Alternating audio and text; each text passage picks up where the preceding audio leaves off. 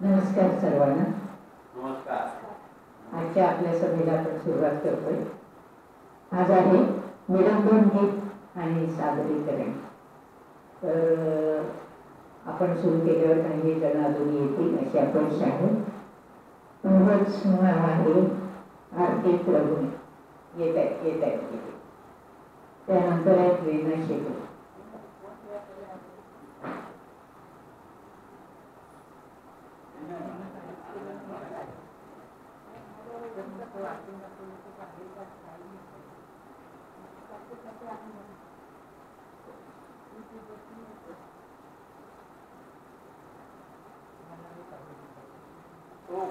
हे या तिकडे रवींद्र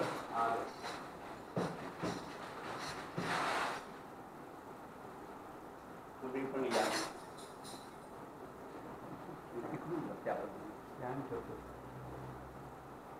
लागला कोणाचा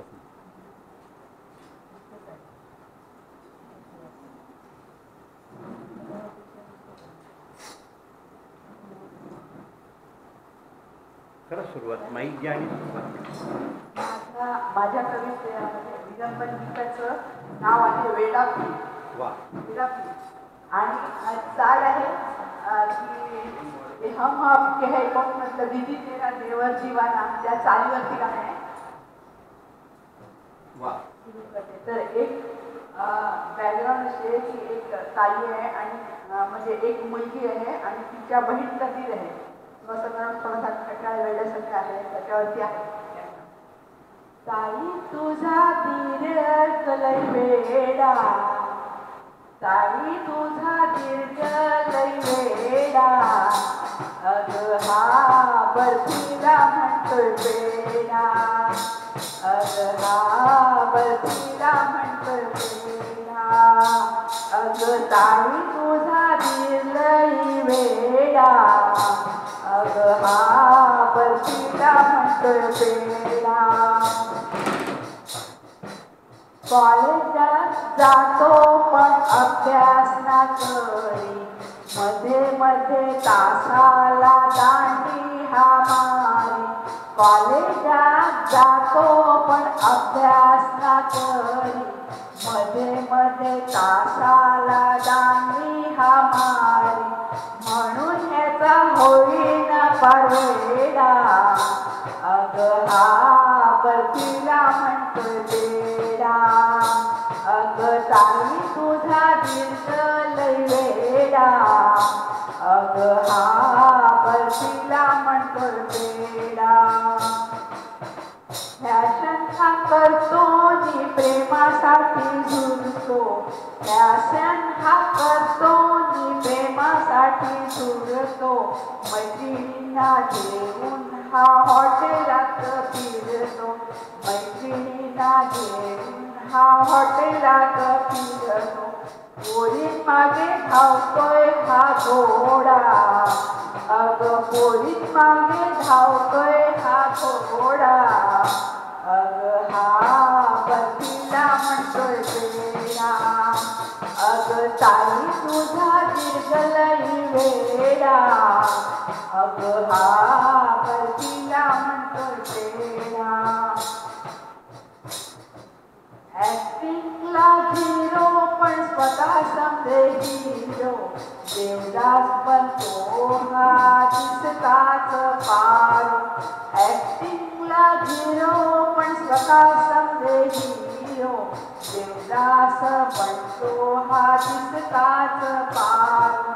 माझ्याशी ग वागतोय हा तेढा, अग हा बर्फीला म्हणतोय वेडा, अग ताई तुझा दीर्घ लय वेडा, अग हा बर्फीला म्हणतोय वेडा.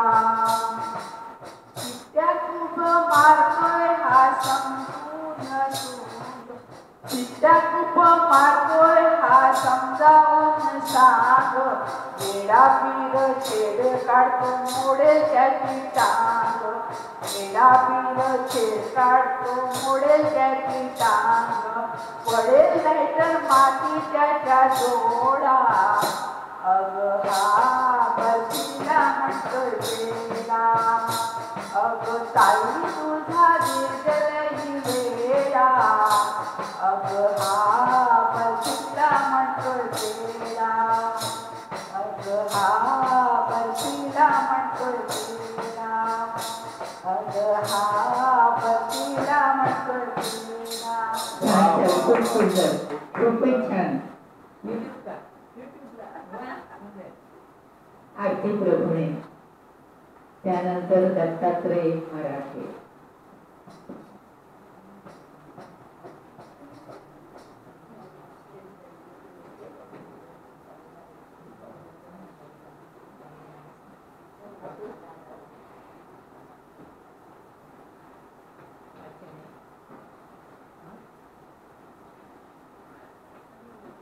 पहिल्यांदाच काय म्हटलंय ते माई जवळ घ्या. अगदी पहिल्यांदाच विडंबन गीत गाते. नमस्कार मंडळी. नमस्कार. मधुचंद्र सिनेमामधलं महेंद्र कपूरने गीत सुंदर गायलं आहे. हे चिंचेचे झाड म्हणजे दिसे मज चिनार वृक्षापरी दिसशी तू दिसशी तू नमतनी काश्मीर. हे चिंचेचे झाड दिसे मज चिनार वृक्षापरी दिसशी तू दिसशी तू नमतनी काश्मीर. हे चिंचेचे झाड. हे विडंबन गीत सुधीर कुलकर्णी यांचे लिहिलेलं आहे. माईक जवळ घे माईक. ही केळीची साल कुणी दिल टाकून रस्त्यावर आपटलो आपटलो आपटलो दडकून तोंडावरी. ही केळीची साल कुणी दिली टाकून रस्त्यावर आपटलो आपटलो आपटलो दडकून तोंडावरी.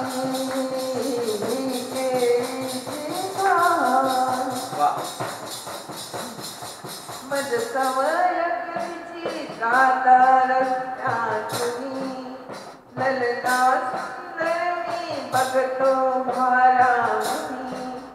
मज समय कधीची गाता रस्त्यातूनी ललना सुंदर मी बघतो भारावनी.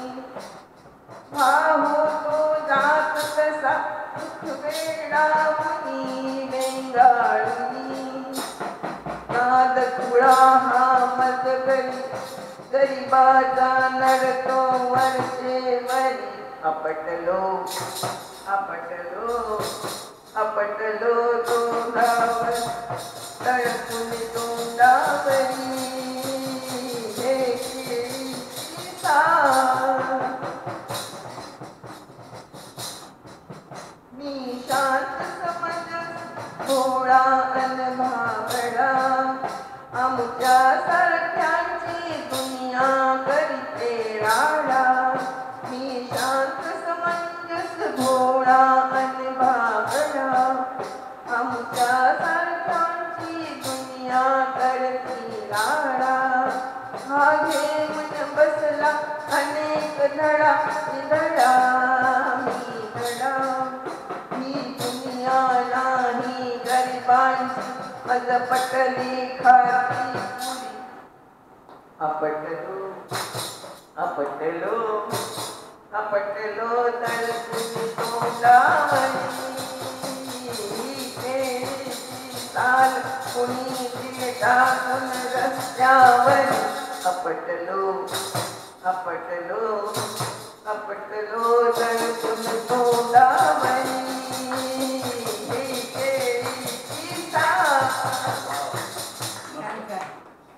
छान खूप छान. छान छान मस्त. दत्तात्रय मराठे दत्तात्रय मराठे त्यानंतर अर्चना रिसवाडकर.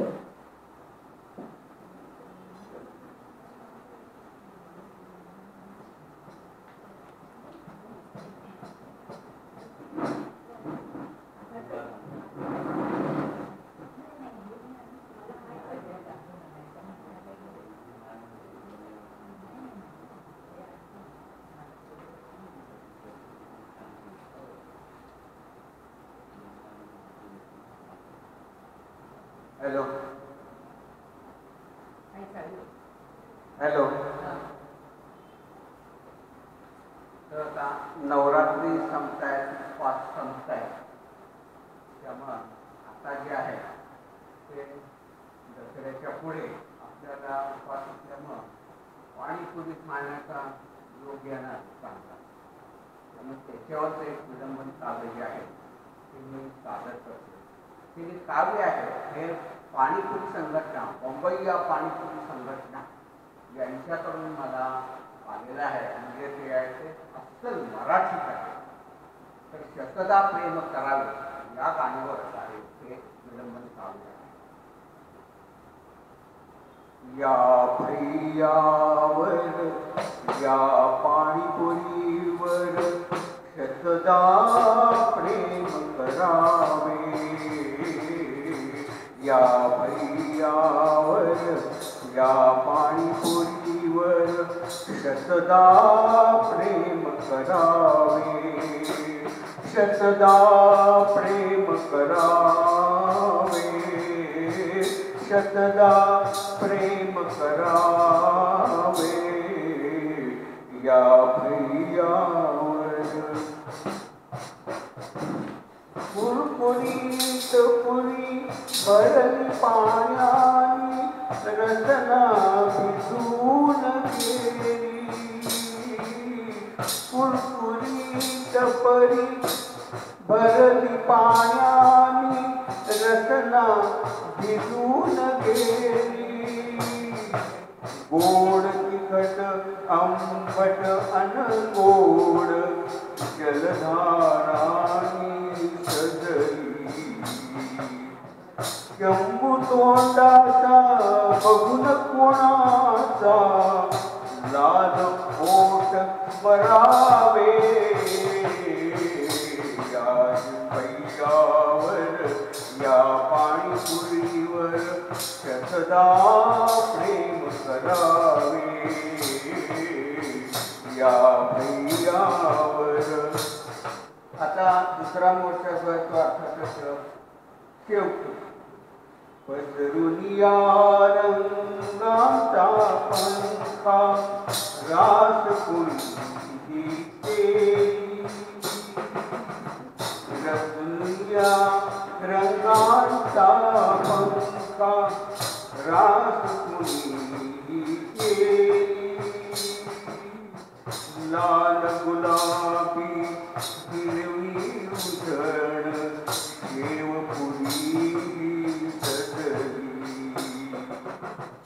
दहा चवींचे दहा चोचले. दहा चवींचे दहा चोचले.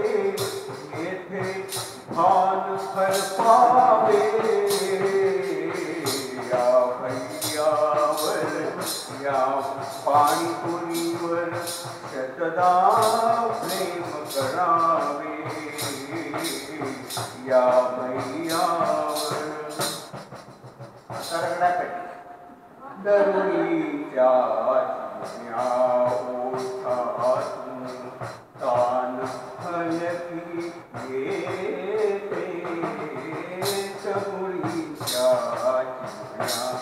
ओठातून तान हलकी येते. रगड्यावरती प्रेमती येते. पुरी सारखे फुटते. तिखट लागता पाण्यासाठी. तिखट लागता पाण्यासाठी. आर्त स्वरान दुरावे. या भैयावर या पाणीपुरीवर शतदा प्रेम करावे. या भैयावर. आणि पुन्हा जर शेवटी पाणीपुरी थोडंसं पाणी द्यायचं आपण भैयाकडनं मागून घेतोच ना. या ओठान चुंबून घेईन परत एकदा पाणी. या ओठान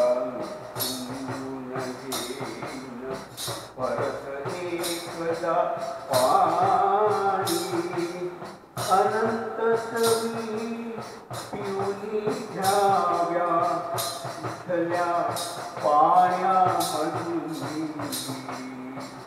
इथल्या पुरीवर इथल्या शेवेवर इथल्या पुरीवर इथल्या शेवेवर अवघे विश्व जगावे या भैयावर या पाणीपुरीवर शतदा प्रेम करावे शतदा प्रेम करावे शतदा प्रेम करावे या भैयावर या पाणीपुरीवर शतदा प्रेम करावे शतदा प्रेम करावे शतदा प्रेम करावे. छान छान. तुमच्या या गाण्यावरही शतदा प्रेम करावे. अर्चना रिसवाडकर, नंतर अरुंधती मुखार.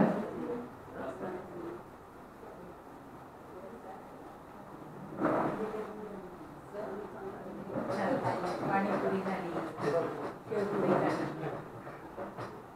वडा नाही. हो बरोबर.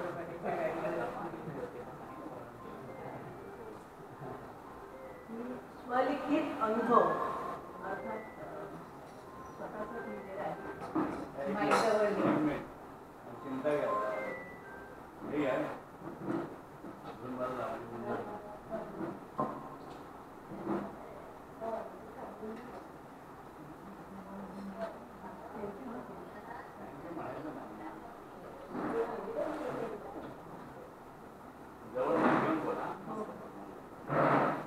जवळजवळ 13-14 वर्षापूर्वीची घटना आहे. हार्बर गाडीतून प्रवास करताना आणि धावत धावत सेंट्रल गाडी पकडताना काही बायकांना आपण रोजच बघतो. ती बघण्या एवढीच ओळख असते, मैत्री अशी अजिबात नसते. क्वचित केव्हा तरी समोर आलो की हसायचो आणि मग वेगवेगळ्या डब्यामध्ये शिरायचो. मला पहिल्या डोअरचा डबा सोयीचा होता, तर तिला तिसरा. मात्र अजूनही ती माझ्या डोळ्यासमोर आहे. ती कळव्याला राहत होती, म्हणून गाडीत चढल्या विरुद्ध दिशेला जायची आणि आम्ही मागे कळवा मुंबरा दिवा गेल्यावर त्या बाजूला जायचो. एक दिवस हार्बरला 4-5 जणांचा टोळा लेडीजची वेशभूषा घेऊन लेडीज डब्यात चढले. अशा चोऱ्या नेहमीच होत असतात, पण ह्या वेळेला जरा जास्तच कठीण होतं. मी चढल्याच माझी पर्स खेचली गेली आहे असं मला कळलंच. पण मी बाजूच्या मैत्रिणीला मदतीसाठी हात केला आणि तेव्हा हे असं झालं, हे त्याही वेळेला मला कळलं. पण हे माझ्या सेंट्रलच्या फास्ट ट्रॅकवर अजून जास्त लक्षात आलं. नुसतं खेचाखेची झाली होती असं वाटलं, पण नंतर जास्त कळलं. बापरे, आता काय करणार. त्या दिवशी तर चतुर्थी होती, उपास होता. बापरे, म्हणजे आता परत जर हार्बरला जायला 9 नंबरला जायला लागेल. खरंच ते जीवावर आलं होतं, पण निघालो. काय करणार. ही माझी चळवळ ती वर्णन केलेली मैत्रीण बघत होती. तिनं लगेच माझ्याकडे धाव घेतली, म्हणाली चला मी तुमच्याबरोबर येते. तिलाही कदाचित त्या चोराबद्दल माहीत असावं, कारण तिलाही तसा अनुभव आला असेल. आम्ही ताबडतोब निघालो. हार्बरच्या 9 नंबरला आलो. तिथे रेल्वे पोलिसांना भेटलो. त्यांनी सांगितलं तक्रार 1 नंबरच्या प्लॅटफॉर्मवरून खाली उतरलं की तिथे तक्रार ऑफिस आहे, तिथे जायचं आणि करायची. अरे बापरे, तिथे गेलो. त्या करणार काय, दुसरा प्रश्नच नव्हता. परत 9 नंबरवरून 1 नंबरच्या ऑफिसमध्ये गेलो. त्यांनी प्रश्नांचे भडीमार करायला सुरुवात केली आणि शेवटी सांगितलं तुमची पर्स हार्बरमध्ये हरवली असेल तर तुम्हाला तिथेच तक्रार करायला हवी आणि तिथेच जा. परत 1 नंबर ते 9 नंबर चालायला आलो. पायाचे तुकडे पडले होते दोघींच्याही. तिथे रेल्वेच्या पोलिसांना भेटलो. ते म्हणाले हो, तुमची आणि बाकी बऱ्याच बायकांची पर्सेस आम्हाला मिळाल्या. तुम्ही कुणा सांगा आणि तुमची पर्स म्हणजे मी तुम्हाला तुमची पर्स देतो. मग त्यांनी मला माझी पर्स दिली. इकडे मिस्टरनाही थोडी काळजी वाटत होती.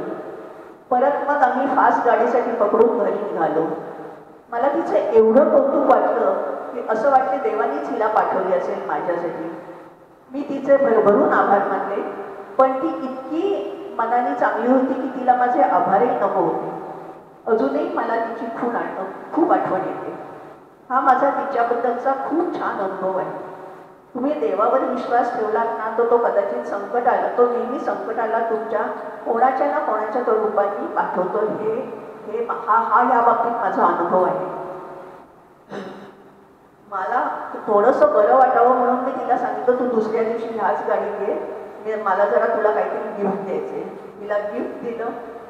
दोघींची मैत्री त्यावेळेपासून सुरू झाली आणि अजूनही आहे. छान छान. वेगवेगळे तसे खूप अनुभव येतात. बरोबर आहे, अनुभव येतात असे. अरुण ज्योती मुठाळ, त्यानंतर ज्योती मराठे.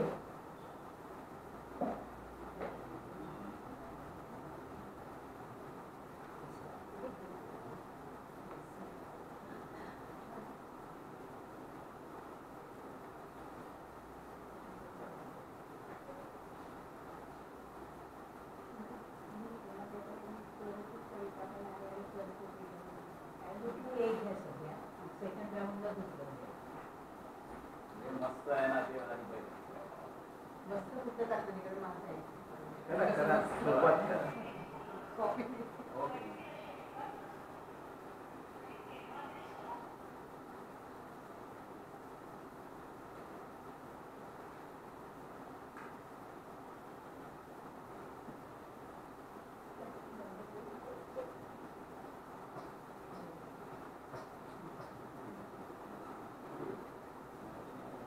खानोलकर सरांच्या साठी हॅलो हॅलो हॅलो हां, मला ना खानोलकर सरांच्याबद्दल काहीतरी लिहायचं होतं आणि ते मी लिहून एकदा ग्रुपवर टाकलं होतं, पण आता तेच वाचते.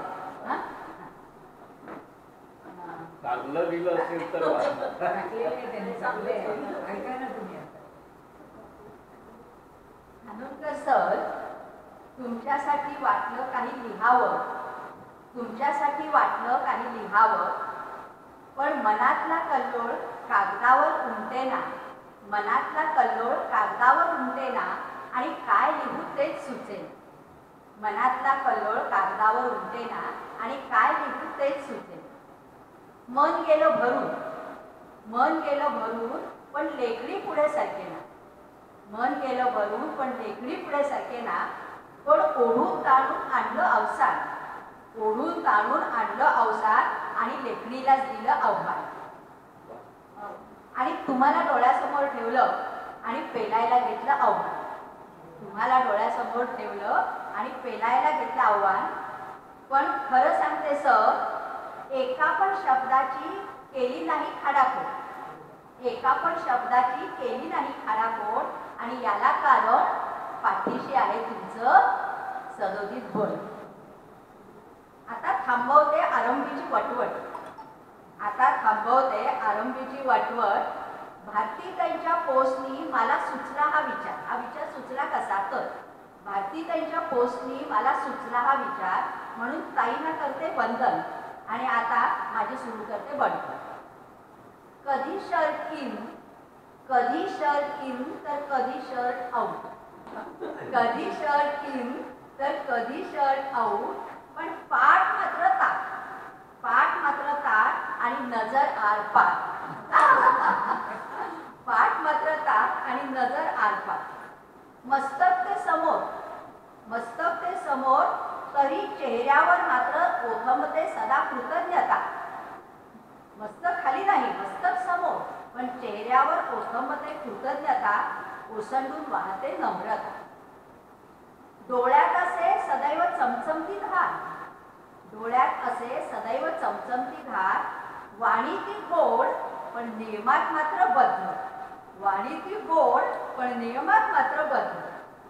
चालण्याचा ठोका, चालण्याचा ठोका जसा सैनिकाचा उजवा आणि डावा, जसा सैनिकाचा उजवा आणि डावा, लेफ्ट अँड राईट. ज्येष्ठ पण युवक समजूतदार असेल तरी स्वच्छंदीपण जगेल आणि तरी दुसऱ्याची मात्र जाण असेल.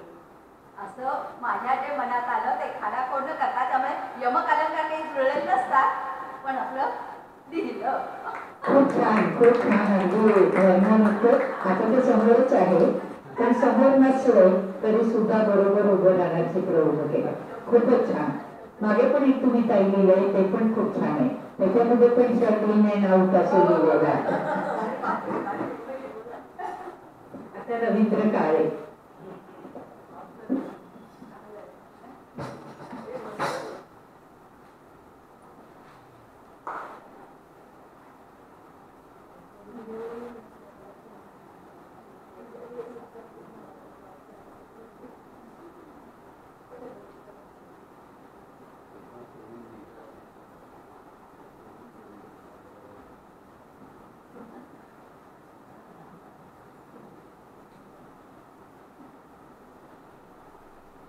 हाँ लौट के आजा मेरे मित्र या चालीवर हनुमानचं गीत आहे. लक्ष्मण मूर्छेवर पडलेले आहे आणि हनुमान गेले संजीवनी आणायला. त्याच्यावरती का आ लौट के आजा हनुमान, आ लौट के आजा हनुमान, तुझे तेरे राम बुलाते हैं. आ लौट के आजा हनुमान, तुझे तेरे राम बुलाते हैं. लक्ष्मण के बचा ले प्राण, लक्ष्मण के बचा ले प्राण, तुझे तेरे राम बुलाते हैं. आ लौट के आजा हनुमान, तुझे तेरे राम बुलाते हैं. आ लौट के आजा हनुमान. प्यारे पवन सुत नाद संजीवनी खून अब तक आए. प्यारे पवन सुत नाद संजीवनी खून अब तक आए. रो रो के मैं तो तुझको पुकारूं, नरवानर घूम आए. जो और दिखे शमशान, जो और दिखे शमशान, तुझे मेरे राम बुलाते हैं. आ लौट के आजा हनुमान, तुझे तेरे राम बुलाते हैं. आ लौट के आजा हनुमान. धरती पे मेरी आंखों का तारा, घायल अवस्था में टूटा. धरती पे मेरी आंखों का तारा, घायल अवस्था में टूटा. आए लक्ष्मण अपनी माता का, बेटा दे इकलौता. अब सुन ले हनुमान, अब सुन ले हनुमान, तुझे राम बुलाते हैं. आ लौट के आजा हनुमान. बीती सारी रहेंगे अब तो क्षण भर भी ना कोई बाकी. बीती सारी रहेंगे अब तो क्षण भर भी ना कोई बाकी. देखत देखत राह तुम्हारी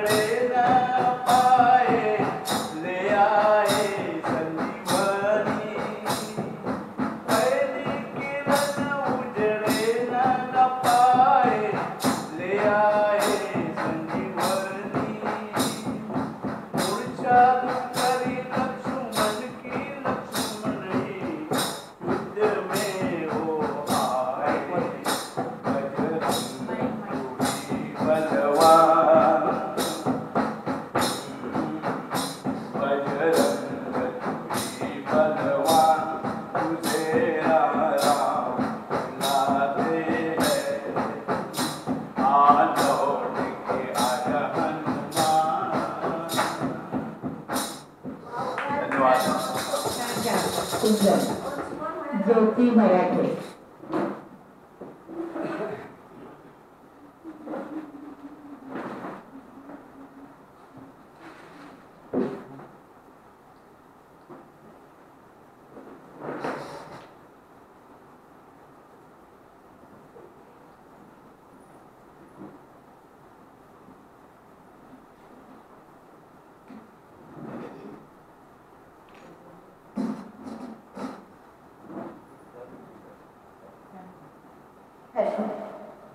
मी काही तयारी केलेली नाही.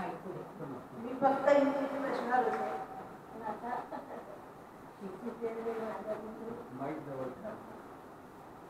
म्हणजे काय सिक्वेन्स मागे पुढे पण व्हायची शक्यता.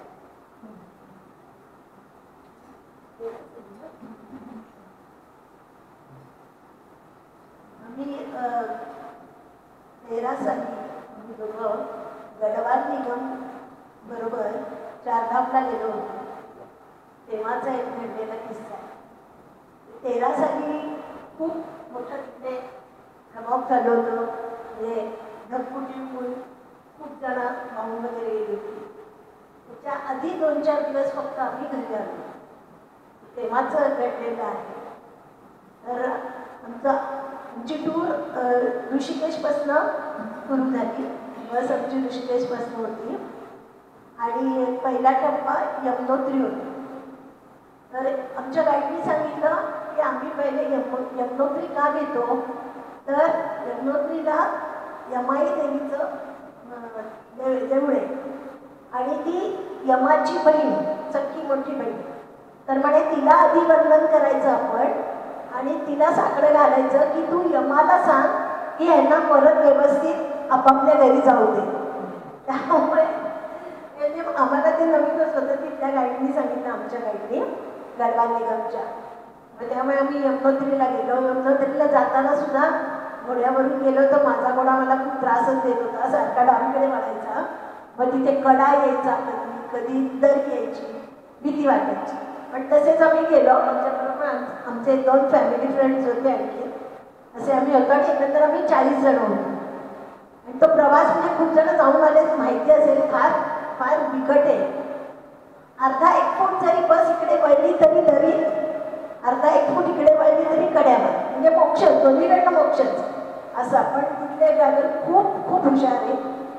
तिथे त्या कठीण परिस्थितीत सुद्धा ते ओव्हरटेक वगैरे करतात. तर असं करत करत मग यमुनोत्रीनंतर आम्ही गेलो केदारनाथ. तर केदारनाथला तर काय झालं, आम्ही ठरवलं होतं की डोलीने जायचं, कारण खूप उंच आहे, घोड्यावरनं वगैरे काही जमणार नाही आणि ॲटमॉस्फिअर खराब होतं म्हणून विमान वगैरे पण ते म्हणे की आम्ही या आठवड्यात आम्ही काही ठेवलेलंच नाही हेलिकॉप्टर. तर त्यामुळे आम्ही डोलीने जायचं ठरवलं. आणि त्या वर्षी एवढी प्रचंड गर्दी होती की प्रत्येक ट्रॅव्हलवाले सांगत होते 25 वर्षात एवढी कधीही गर्दी झाली नाही, एवढी गर्दी 13 साली होती. प्रचंड गर्दी होती आणि ते सगळं आर्मीच्या अंडर आहे. त्यामुळे ते डोली वगैरेचे सुद्धा तिकीट काढायचं वगैरे ते सुद्धा सगळं आर्मीच्या अंडर. तर एका अंगीत उभं राहायचं, आपलं वजन करायचं आणि वजनानुसार तर डोलीचा वेट असतो. जास्त वजन असतं की जास्त. इतकी गर्दी होती म्हणजे केला आणि शेवटी ती लोक चिडली आणि त्यांनी सगळं ऑफिसच बंद केलं. ते म्हणाले आम्ही काही कंट्रोल करू शकत नाही आणि त्यांनी एकाला पण दोन्हीचं तिकीट दिलं नाही. आणि तोवर 1-1.5 तास झाला होता. सगळे चांगले घोडे सगळे घेऊन पुढे गेले होते आणि मग आम्हाला आडगाण सगळे राहिले. मग जाऊ देत म्हटलं वरतं जायचंच आहे काय झालं तरी. काहीतरी 14 किलोमीटर 14 का 17 किलोमीटर असं आहे. आणि मग 2 छोटी मुलं आमच्याबरोबर होती ते घोडे सांभाळणारी. ती तिथे छोटी छोटी मुलं असतात, असं फार मोठी लोकं नसतात. आणि त्यांना एक अशी कडक शिस्त आहे की त्यांच्या विरुद्ध आपण एक जरी तक्रार केली तरी त्यांचं लाईफ लॉंग त्यांचं लायसन्स जातं. म्हणजे खूप कडक शिस्त आहे. म्हणजे तेव्हा तरी आम्ही गेलो तेव्हा तरी तसं होतं. आम्ही चालायला लागलो.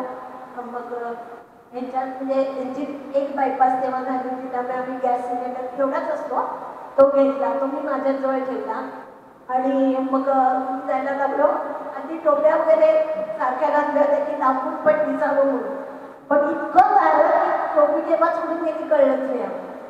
आणि असं करत करत एका हॉटेलमध्ये मग जेवण वगैरे घेतलं, घोड्यांना खायला घातलं, त्या मुलांना म्हटलं तुम्ही पण जेवून घ्या. असं करत करत जायला लागलो आणि प्रचंड गर्दी. म्हणजे समोरून येणाऱ्या घोड्याच्या रिकीपीत आम्ही वर जाणाऱ्या लोकांचे पाय अडकत होते. इतकी पोटं घासून वरून आणि खालून येणारे घोडे पोटं त्यांची घासत होती. त्यातच ते चालणारे, त्यातच ते बिट्टू म्हणजे पाठीवर एकेकाला घेऊन जातात ते घोडेवाले असे सगळे. फक्त डोलीवाले बंद होते म्हणून त्याचा आणखीन गर्दी झाली. असं करत करत गेलो आणि काही वेळानी मला हे कुठे दिसेनासेच झाले.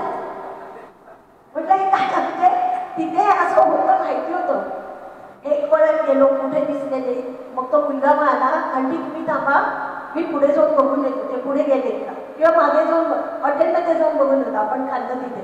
म्हटलं ठीक आहे मी थांबले. तो जाऊन आला तुम्हाला मी तिथे नाही गेले. मग परत म्हटलं आपण जर थोडं पुढे जाऊया मागे पुढे असतील. असं करत करत सगळी वळणच असतात. गेलो दुसऱ्या महिन्यावर गेलो ते पण हे कुठे दिसेना. मग रामवाडी म्हणून तिथे पोलीस स्टेशन म्हणजे नुसती कागदपत्री घातलेली, बाकी काहीच नाही, भिंती काहीच नाही, फक्त पोलीस असतात ते लायसनवाल्यांचे सगळे लायसन बघतात. आणि असं केलं मग तिथे काय झालं तो मी आता मी बघते पण मी पण चालत गेले मला पण हे पुढे दिसते नाही. आणि मग तो मला नाही आता मी परत जातो म्हणून तो परत गेला आणि त्यांनी एका कडेला माझा घोडा लावला. मला इतकी गर्दी आहे तर तुम्ही तिथेच बसून राहा घोड्यावर मी परत बघून येतो. म्हटलं ठीक आहे. मग त्याने एका कडेला माझा घोडा लावला आणि त्या घोड्याचं काय डोकं फिरलं मला माहिती नाही. त्याने माझ्या सकट दुसऱ्या डोंगरावर दुसऱ्या कपाळीवर उडी घेतली माझ्या सकट. आणि तो डोंगर दुसरीकडेच जाणार. म्हणजे तो जर माझा जरा जरी त्याला पाय असा पोटा लागला असता तो चालायला लागला असता ना तर तो दुसरीकडे जाणारा. म्हणजे मी कधी पुन्हा सापडलेच नसते कारण ती वाटच नाही कोणी जायची. पाय वाट सुद्धा नाही आहे. पण त्याला तिथे काहीतरी हिरवळ दिसली काहीतरी दिसतं का कुठला माहिती नाही. माझ्या सकट त्याने उडी मारली. एवढी हजारोनी लोक जात आहेत मी आवाज देते पण कुणाचं प्रत्येक जण आपल्या ह्याच्यात कुणाचं ना कोणाचं काहीतरी हरवलेलं म्हणा पडलेलं म्हणा प्रत्येक जण आपल्याला हजारोनी जात होते. आणि तो रामवाडी ते पोलीस स्टेशन मला खालच्या वळणावर दिसत होतं. जोरात अंगामध्ये ऐकायला दिसत परत म्हटलं अरे बघ ना नुसतं बघून काय उपयोग मनात मी म्हटलं. पण नाही मग त्याला नंतर लक्षात आलं काहीतरी घोडा आणि बाई दिसते म्हटलं तो करायला उंच होता चांगला. त्यांनी घोड्याला आणि मला दोघांनाही खाली गेली. आणि मग मी यांना म्हणलं हे बघ आपण आता सरळ आमचं जे हॉटेल आहे तिथे आपण त्याने आधीच घोडा केला होता. त्यांनी ते ठरवलं तो घोड्यावरूनच जायचं. सगळे मला आमच्या रूममध्ये जाताना दिसत होते घोड्यावरनं. आणि मग असं चालायला लागलो. मग तो रांगोळीवाल्या तिथे सिनेमात करतात तसं तो परणा लावला. मराठीची आप जाओ देखिए आपकी वाईफ पीछे से आ रही है ठहरो. डोंगरातनं सिनेमात ओरडतात तसं. आणि उपयोग झाला नाही असे मग. आणि मग आणखीन जवळजवळ 2.5 तास जायचं होतं. त्यामुळे मी खूपच घाबरले. म्हटलं आता हे कुठे पडले काय सिलेंडर माझ्याजवळ असं तसं सगळ्या देवांचा धावा करत आपली मी चालली. मग एक मुलगा परत धावत आला असं मधनंच. आणि ती मुलं सगळीच ना गोरीपान आणि हे ना काही कळत नाही आपल्याला. तो आला की ठेरो म्हटलं काय झालं, नाही नाही अंकल आधी काय आहे, यांच्या घोड्याने काय केलं, यांचा घोडा अडेक तट्टू म्हणतात ना, तसं तो पुढे पाऊलच टाकायला तयार नाही. तो अडूनच बसला यांचा घोडा, जायलाच पुढे तयार नाही. मग येताना काय करतात लोक घोडे सोडून देतात, कारण त्रास होतो ना, उतरताना आपल्या सीटला त्रास होतो, तो घोडे सोडून देतो. त्यातला एक घोडा याने घेतला आणि हे पुढे जायला गेले होते. आणि त्यांनी निरोप दिला त्याला, तुला अंडी दिसेस तर तू इथनं हलायचं नाहीस, तिला तू निरोप दे की मी पुढे गेलेलो आहे असं. तेव्हा थोडा जीव आला. पण ते काय झालं, माझा वोडाफोन होता त्यामुळे तो पूर्ण डेड होता. आणि ह्यांचा वोडाफोन आणि BSNL, म्हणजे BSNL तिथे चालतो, तर तो फोन यांच्याजवळ. बरं मी कोणालाच कॉन्टॅक्ट करू शकत नव्हते. आणि मध्ये ते त्यामुळे मी विशेष लक्ष दिले, नंबर पण सगळे गेले. मग असं करत करत करत 2-2.5 तासांनी आम्ही माथ्यावर पोहोचलो. आणि मग तिथे चहा वगैरे दिसत होता, पण मी घेऊ शकले नाही, नको पण हे पहिले दिसू देत. म्हणजे आपल्याला काळजी लागते ना. मग तिथे एक मराठी ग्रुप एक दिसला मला. मग त्यांना म्हटलं मला एकच सेकंद मला द्या, मला आमच्या शेजारच्यांचा लँडलाईन आठवला. आमच्या शेजारी राहतात नाबरेलीमध्ये तिथला. मग मी फक्त तो लँडलाईन आठवला, तो सोपा होता म्हणून. मग त्यांना मी फोन केला आणि मी त्यांना सांगितलं, म्हटलं हे बघा, मुलाला मुलीला किंवा जावयांना किंवा सुनेचा ज्यांचा कोणाचा तुमच्याकडे फोन असेल त्यांना फोन करून सांगा की बाबांना कळवा की आईवर पोचली. म्हणजे ज्यांचा कोणाचा असेल त्यांना सांगा की आईवर पोचली आहे, एवढा म्हटलं तुम्ही निरोप द्या. पण त्याप्रमाणे मग झालं. मग ती मुलं म्हणायला लागली, आता आपण माथ्यावर आलो, आमचे पैसे द्या, आम्ही जातो. म्हटलं नाही, मला आमच्या हॉटेलपर्यंत सोडायचं. त्याशिवाय म्हटलं मला माहिती नाही का हॉटेल, रस्ते. आणि आदल्या दिवशी जवळजवळ मायनस टेम्परेचर होतं, सगळीकडे बर्फ पडलेला, कुडकुडीत अंग, सगळे कपडे पण पावसाने ओले झाले होते. होतं म्हणजे वॉटरप्रूफ होतं, पण नाही म्हटलं तरी गारठा होताच. आणि मग म्हणजे पिशवीतले कपडे वॉटरप्रूफ असलं तरी तसेच आम्ही गेलो. मग आत गेलो आणि मग तेवढ्यात ते आमचे फॅमिली फ्रेंड होते, ते पण मला शोधायला बाहेर पडले होते. ते पण भेटले. ते म्हणाले नाही काका आलेले हॉटेलवर. आणि मग गेलो तर मग हे मस्त तोवर माझ्या मुलाचा फोन आलाच की बाबा आई आलेली आहे, ती येते. मग ते म्हणाले अरे आई समोर आहे, तिच्याशी कोण. म्हटलं मग मुलाला म्हटलं नाही आता तू काही काळजी करू नको, आमची दोघांची भेट झालेली आहे, पण थोडक्यात आमची चुकामुक झाली होती.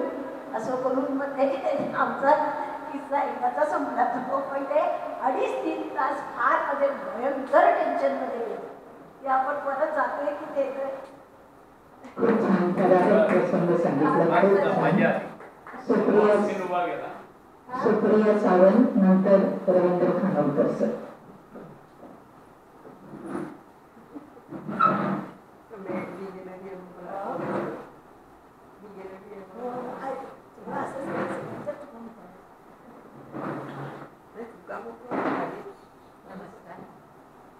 ऐकू येते आवाज?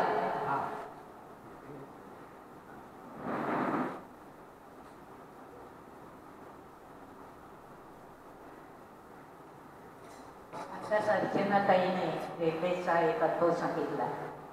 मी पण नोकरीच्या निमित्ताने 31 वर्ष रेल्वेचा प्रवास केलेला आहे. डोंबिवली टू CST किंवा डोंबिवली टू चर्चगेट मया दादर. त्यातला एक किस्सा सांगते. ज्यावेळी मी मुंबईहून ट्रान्सफर होऊन ठाण्याला आले त्यावेळी साधारण मार्च-एप्रिलमधली घटना आहे. हा प्रसंग आहे. 12वीच्या परीक्षा साधारण फेब्रुवारी ते मार्चमध्ये संपलेल्या असतात आणि मग ती 12वीची मुलं मोकळी होतात. अशी एक मुलगी 12वी झालेली, जळगावला राहणारी, ठाण्याला कळव्याला MSCBचं मोठं ऑफिस आहे, तिथे तिचा भाऊ ऑफिसर इंजिनियर होता. तर त्याच्याकडे आली वडील आणि मुलगी. 12वीची म्हणजे 16-17 वर्षाची जेमतेम अशी ती मुलगी होती, 17 नाहीच.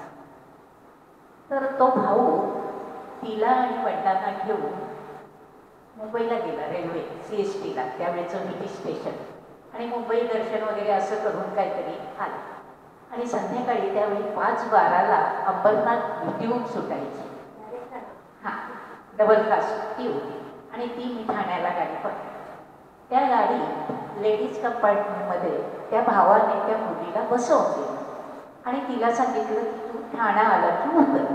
आता 12वीची मुलगी म्हणजे तेवढी शून्य होती ती, त्यामुळे त्या विश्वासाने भावाने तिला तिथे चढवलं, कारण जेट्समध्ये संध्याकाळी कठीण असतं आणि वडिलांना बरोबर घेऊन तो जेट्स कंपार्टमेंटला चढला. गाडी आली ठाण्याला, कारण ठाण्याशिवाय कुठेच थांबणार नव्हती, तिला ती कल्पना दिलेली होती. परंतु आपल्याला रेल्वेचा प्रवास करणाऱ्या सगळ्या बायकांना माहिती आहे की ठाणा कुठल्या साईडला येतं आणि आपण कुठल्या साईडला उभं राहिलं पाहिजे. त्या मुलीला ते काही कळलं नाही, ती त्या गाडीतून उतरू शकली नाही. ठाण्यानंतर डायरेक्ट डोंबिवली होतं. माझी ती गाडी होती, ती मी आणि आमच्या ऑफिसच्या मुली माझ्याबरोबरच्या मैत्रिणी होत्या. आम्ही त्या गाडीत त्या डब्यात चढलो आणि ती कावली बावली झाली. ती गाडी सुटली आणि ती विचारते आता ही गाडी कुठे चालली. तर गाडी चालली अंबरनाथला, पण डोंबिवली हॉल्ट आहे. काय झालं तर तिला ना बोलता येईल इतकी ती रडत होती. जळगावची मुलगी, मुंबई माहिती नाही, रेल्वेचा प्रवास माहिती नाही. 12वी झाल्यानंतर पहिल्यांदा भावाने तिला ठाण्याला आणली होती. तो ठाण्याला त्यांच्या ऑफिस क्वार्टरमध्ये राहायचा, कळव्याला ऑफिस होतं. म्हटलं थांब, तू घाबरू नको, आम्ही डोंबिवलीला उतरतो, आमच्याबरोबर उतरूया, उतर तू आणि मग तुला सांगू आम्ही काय करायचं ते. तर आम्ही 5-6 जणी होतो. ती बघत होती आम्ही काय ओळखीच्या नाही तिच्या, आणि आम्ही तिला तिथे उतरवल्यावर डोंबिवली स्टेशनला गेलो. स्टेशन मास्टरकडे की अशी अशी घटना घडलेली आहे. तो भाऊ वडिलांनी तो ठाण्याला उतरला, तो घाबरला होता. तो गेला तिथे ऑफिस स्टेशन मास्टरकडे, त्याने त्यांना कल्पना दिली असं असं झालेलं आहे. तर त्यांनी ती गाडी विचारली आणि ही गाडी डोंबिवलीशिवाय कुठेच थांबणार नाही आता. इकडे आम्ही स्टेशन मास्टरकडे गेलो आणि त्यांना सांगितलं. आणि त्या मुलीचं नाव काय होतं बघा, नाव संगीता छान होतं, पण आडनाव होतं भरले. आपण म्हणतोय ना हिचं भरलंय, तर तिचं आडनाव आणि माझ्या ते आता 30-35 वर्ष होऊन गेली तरी माझ्या ते लक्षात राहिलंय. असं संगीता भरले म्हणून. तर आम्ही सांगितलं अनाऊन्समेंट करा तिकडे. तर त्यांनी तिकडे अनाऊन्स केली आणि भावाला सांगितलं की डोंबिवलीला तुमची बहीण इथे आहे, तुम्ही यावं म्हणून. तिला आम्ही, कारण आम्हाला ना संध्याकाळी घरी जायची घाई असायची. माझा मुलगा तर 3 वर्षाचा होता त्यावेळी, तर प्रत्येकजण पळण्याच्या ह्याच्यात होतो. तर तिला आम्ही तिथे दिली. स्टेशन मास्तरने सांगितलं की इथे ना बाजूला पोलीस स्टेशन आहे, तिथे तुम्ही तिला घेऊन जा आणि तिथे बसू. 1 नंबरचा आपला प्लॅटफॉर्म त्यावेळेचा डोंबिवलीचा, त्याच्या मागच्या बाजूला पोलीस स्टेशन आहे. आणि इतका काळोख होता त्यावेळी त्या स्टेशनला, म्हणजे असा एकच बल्ब ट्यूब वगैरे काही नाही. आणि तिला तिथे बसवून यायला सांगितलं. आम्हाला धीर झाला नाही, एवढी तरुण मुलगी. सगळे परत त्यावेळी ना पोलिसांमध्ये महिला कमी असायच्या, पुरुषच सगळे. संध्याकाळ झालेली, काळोख, त्यामुळे धीर झाला नाही त्या मुलीला सोडायला. आम्ही दोघी थांबलो. माझ्या सासूबाई घरी होत्या, त्यामुळे मला तेवढा घरात प्रॉब्लेम होता. अजून एक मैत्रीण, आम्ही दोघी थांबलो. बाकीच्यांना सांगितलं तुम्ही जा. त्या मुलीला थांबवली आणि तिचा भाऊ येईपर्यंत आम्ही थांबलो. भाऊ आला आणि त्या मुलीला बघून तिला मिठी मारून रडायला लागला आणि आमचे ना त्याने पाय धरले स्टेशनला. त्याला ते वाईट वाटलं. त्याने माझं नाव घेऊन काही ते लिहून घेतलं. तो तिला घेऊन निघून. दुसऱ्या दिवशी मी ठाणा ऑफिसला त्यावेळी होते सुप्रिटेंडंटच्या पोस्टवर. तर त्यावेळी तो दुसऱ्या दिवशी माझ्या ऑफिसला आला. त्याचं ऑफिस होतं कळव्याला आणि मग ठाणा, आणि त्याची हेडक्वार्टर होती ठाण्यात, ऑफिस क्वार्टर होत्या त्याला. तर तो आला आणि आल्यावर सांगितलं की त्यावेळी बाई म्हणण्याची पद्धत होती, मॅडम मोबाईल वगैरे फोन नव्हते त्यावेळी. तर म्हणाला बाई तुम्ही मॅडम. तर म्हटलं अरे बाबा माझं ऑफिस आहे, तर तुम्ही येऊ शकत नाही ऑफिसमध्ये, मी जॉईन केले, सही केली नाही. तुम्ही कधी तुमच्या सवडीने सांगा, पण तुम्ही यायचं आहे. माझे आई बाबा इथे आलेले आहे आणि 4 दिवसांनी ते जळगावला जाणार आहे, तर तुम्ही यायचं आहे, कारण ते नाही येऊ शकत नाही तुमच्या ऑफिसमध्ये. म्हटलं ठीक आहे. एक दिवस मग मी आणि माझे मिस्टर, त्यावेळी ना कळवा स्टेशन सिडकोचा बस स्टॉप होता, तिथून MSCBची बस सुटायची. तर तो काय म्हणाला मी तुम्हाला न्यायला येतो. आता त्याची गाडी होती की रिक्षा होती मला माहिती नाही. म्हटलं नको, या बसने, ही बस आहे मला माहिती आहे, आम्ही बस नेतो, तिथे मात्र तुम्ही या, कारण तुमचं काही मला माहीत नाही कुठे येतं क्वार्टर वगैरे. तर आम्ही तिथे गेलो. वयाने ना वडील 60च्या पुढचेच होते, आई पण अशी त्या मानाने वयस्कर होते आणि मी त्यावेळी तशी लहान होते. आम्ही घरी गेलो त्यांच्या, तर ना त्यांनी औक्षणाची तयारी केलेली, रांगोळी काढलेली आणि आम्ही दोघं गेलो. तर आमचं स्वागत इतकं केलं की मलाच रडू यायला लागलं आणि अजूनही मला तो क्षण मी विसरू शकत नाही. आणि दोघांनी माझे पाय धरले, आता नमस्कार घालतात तसं. कारण बाई तू देवीसारखी इथे आलीस आणि मगाशी अर्चना म्हणाली देव कुठेतरी असतो. रेल्वेचं उदाहरण तिने दिलं तर म्हणे त्यामुळे आमची ही मुलगी आम्हाला मिळाली. आणि त्यानंतर आम्ही घरी गेलो. जे काय आपली नेहमीची पद्धत असते घरात, जर माहेरवाशीण आली किंवा सावाशीण आली की काय करतात तसं त्या माणसाने सगळं केलं. अतिशय साधी माणसं होती, अतिशय साधी. मुलगा इंजिनियर होतात पण ते अतिशय साधे होते. आता ह्या गोष्टी 30-32 वर्ष होऊन गेली. त्या मुलीचं लग्न झालं, त्या मुलीला मुलगी झाली आहे. आत्ता ती 10वीला पास झाली, छान मार्क मिळवले. तिने माझ्याशी म्हणजे अजून कॉन्टॅक्टमध्ये त्या मुलीच्या लग्नाचं आमंत्रण आलं, त्या मुलीला मुलगी झाल्याचं आमंत्रण आलं, बारशाचं. त्यांच्याकडे बारसं वेगळी पद्धत असते करायची. आणि आत्ता माझे नात पण 10वीला आहे, तिच्याबरोबर तिला मुलगी झालेली, ती 10वीला आहे. तर तिने कळवलं. एवढे कॉन्टॅक्टमध्ये तिचा भाऊ अजून टाळण्यातच आहे. छान आठवण सांगितली सुप्रियाताई. आणि अशा आपल्या जीवनात खूप आठवणी असतात, साठवणी असतात, त्या प्रत्येकाने सादर कराव्यात.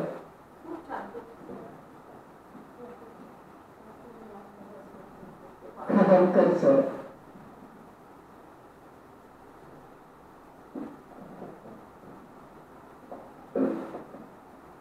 आपल्याकडे 2 राऊंड होणार आहे. तर पहिला मी विडंबन गीत म्हणतो. तोच चंद्रमा नभाचा, तोच चंद्रमा विराट, तीच लठ्ठ कामिनी, येताना तुझ बघून लाजती ग हरिणी, लाजती ग हरिणी. देह घेर अपाट, धप धप ती चालणे, बैठकीत केळीवडे, डझन डझन हाणणे.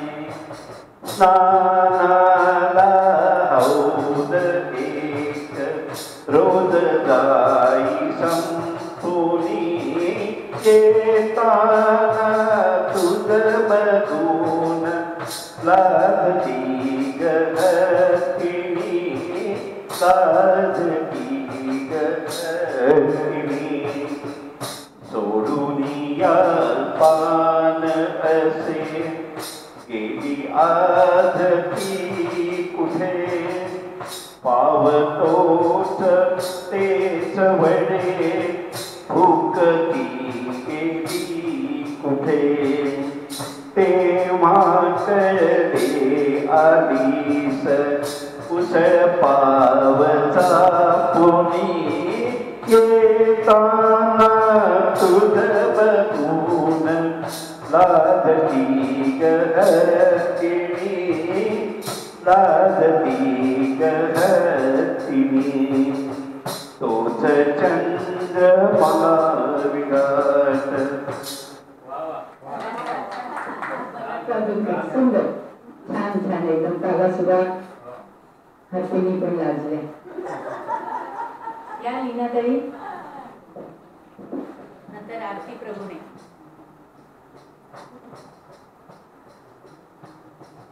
आरती प्रभूने आम्ही येत आहे. या.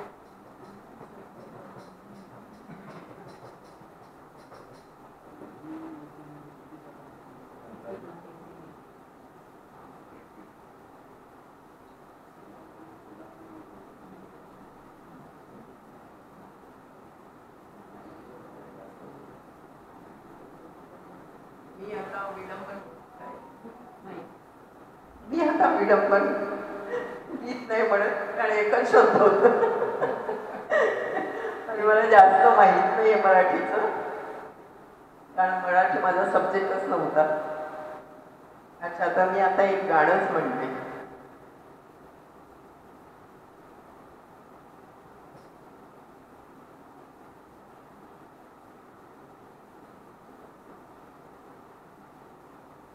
अनुराधा पोरवाडचं गाणं आहे. अरुण पोरवाडी. विडंबन आहे ना त्याच्यात? नाही नाही म्हणून नुसतं गाणं एखादी गोष्ट सांग. कुठला तरी अनुभव सांग गुजरातचा. 8वी पर्यंत लिहिण्यात येईल गुजरात.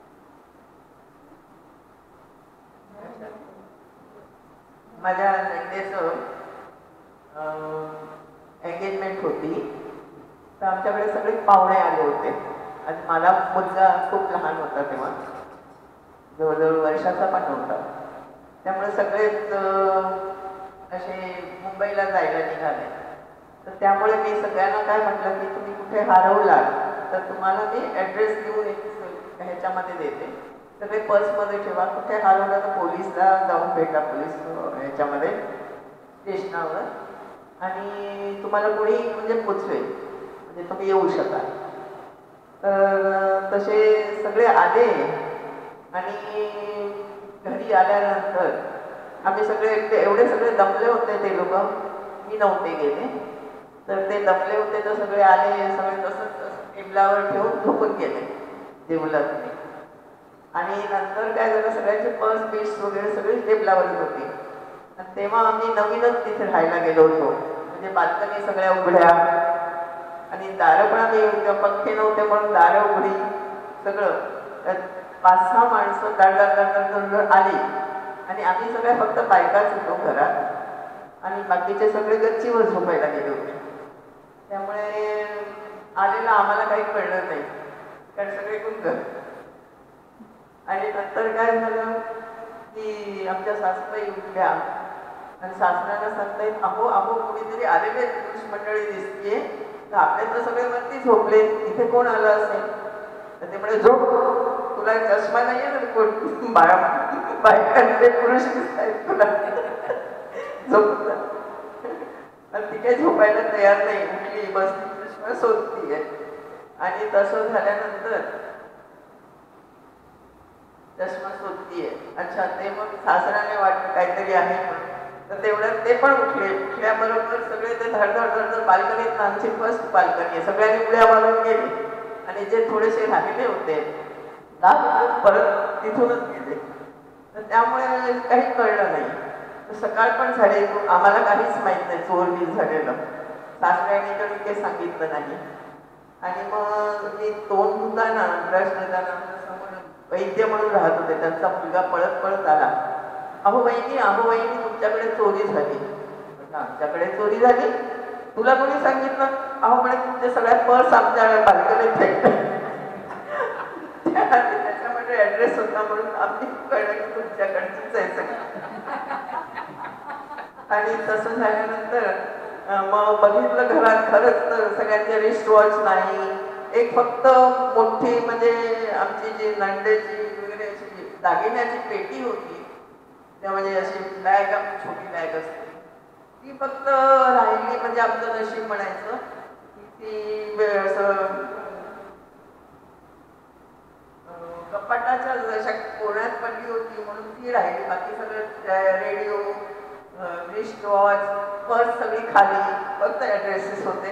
आणि तसे त्यांनी घेऊन पोचवली आम्हाला. पण आम्हाला म्हणजे सकाळी उठल्यावर सगळं कळलं की अरे बापरे असं झालं. मग सासूबाई म्हणाल्या, बघ मी सांगितलं होतं ना तुम्हाला चोरी झाली होती, पण ते कोणी ऐकायलाच तयार नाही, असं सांगितलं. खरं सुंदर सांगितलं. लीनाताई,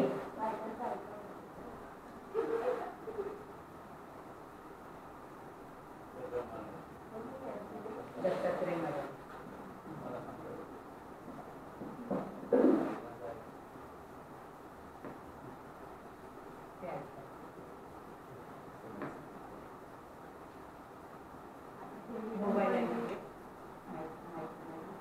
आता हे विडंबन गीत आहे निंबोणीच्या झाडाखाली. निंबोणीच्या झाडाखाली चंद्र झोपला तो, त्या चालण्यात घरची नोकरी सोडून तेजोसीला लो बाई, घरची नोकरी सोडून तेजोसीला लो बाई. पण आमच्या तेजोसीला प्रोजेक्ट कार्य मिळत नाही आणि आमच्या तेजोसीला प्रोजेक्ट कार्य नाही घरची नोकरी सोडून जेजोसीला आलो भाई. घर घेतले पुण्यात घराबाहेर चाकी. घर घेतले पुण्यात घराबाहेर चाकी.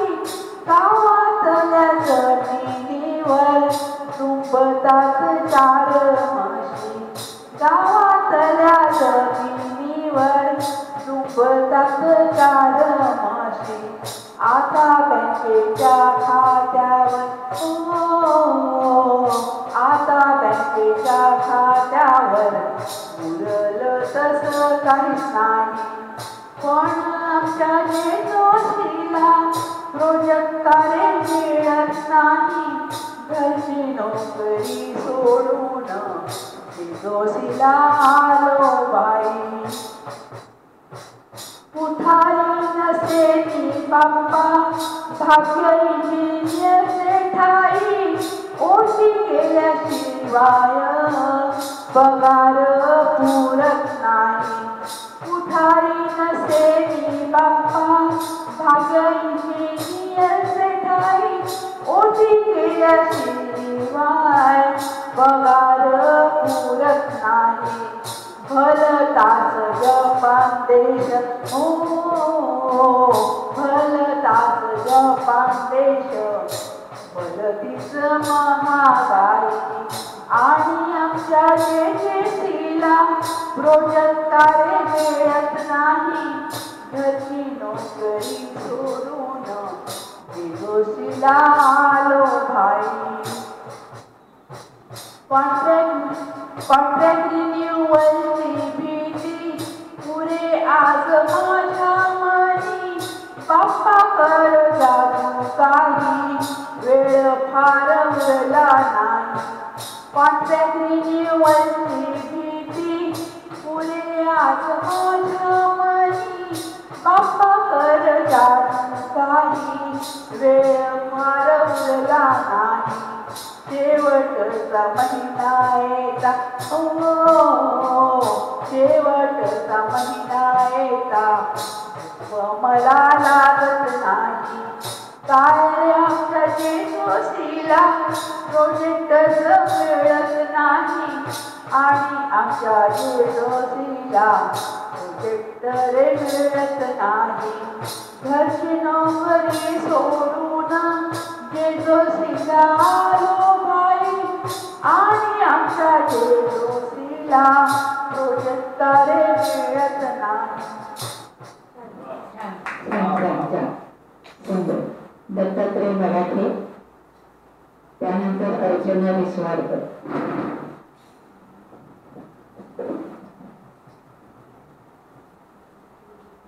आता मी माझा एक अनुभव सांगतोय. अर्थातच पर्यटन जे आहे हे खूप केलेलं आहे. त्यामुळं पर्यटन हसतोय कसा की डोंबलीकर पडला गो. या आकांताचा तुला इशारा कळला गो. खड्डा आडवा येतोय मला पाय माझा मोडला गो. नको नाही नको रडू खड्ड्यामध्ये नको पडू. इथं नको तिथं जाऊ खड्डा गावतो का पाहू का. खड्ड्यात एक आडवान तिडवा खड्डा एक आडवान तिडवा खड्डा. चंद्रवाणी पडला गो मेला कंत्राटदार हसतोय कसा की डोंबलीकर पडला गो. छान सांगितलं. सत्य परिस्थिती. अरुंधती मिटार, नंतर ज्योती मराठे.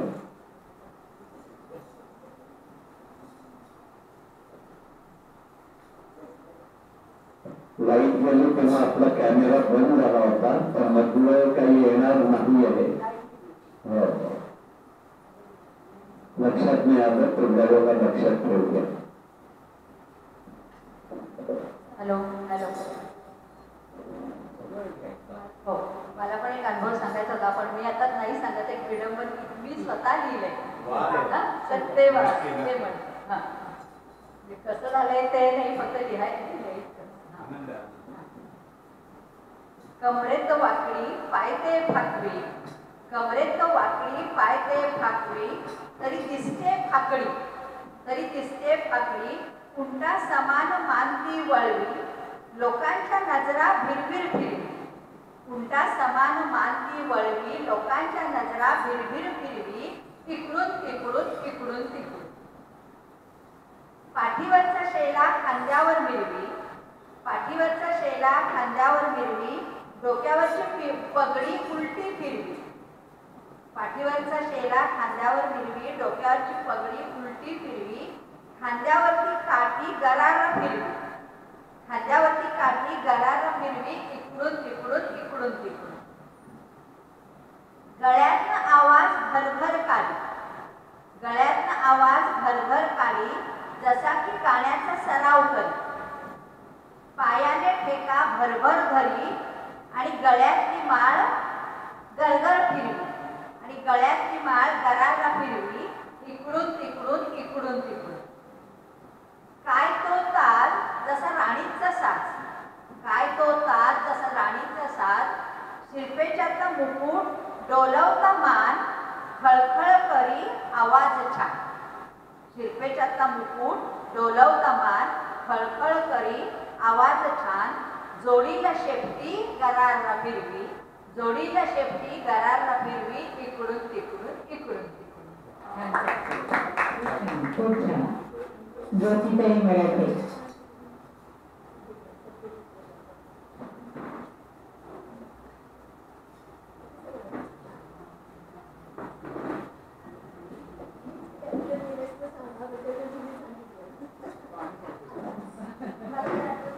एवढ्या वर्षाची भरपूर अशी तुमच्या छोटे छोटे असतात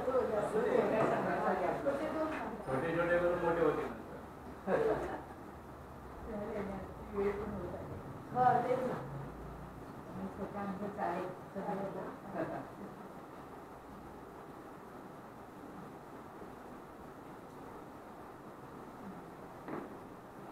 हॅलो.